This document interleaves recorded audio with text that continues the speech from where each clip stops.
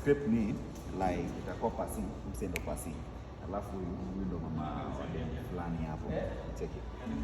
Sasa udem anakamini mamake anakujanga church, so akaamua leo alete dem wake kanisani. So akakuja basi kumwombea akamnoki, get basi akanokiwa dem, so ile akamwombea hapo, akamwambia kuja weekdays, mbona weekdays ndo at least apate kenyao wawili. So hiyo weekdays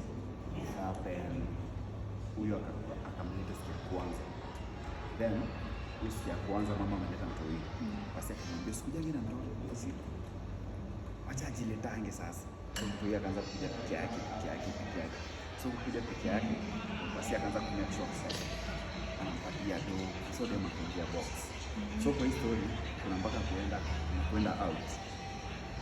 kwenda out, alafu saa mwisho itaisha wakati mama anaambiangwa na mama wa kibanda, anaanga msichana wako, lakini anakwambia ndio basi hivyo, anamtetea, sijui ndo anakaa anamtetea.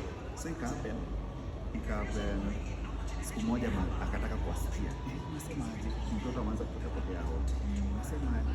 So wamepin mama mpaka namba ya room ya mama na msichana wameenda, alafu sasa yeye na mama wakakuja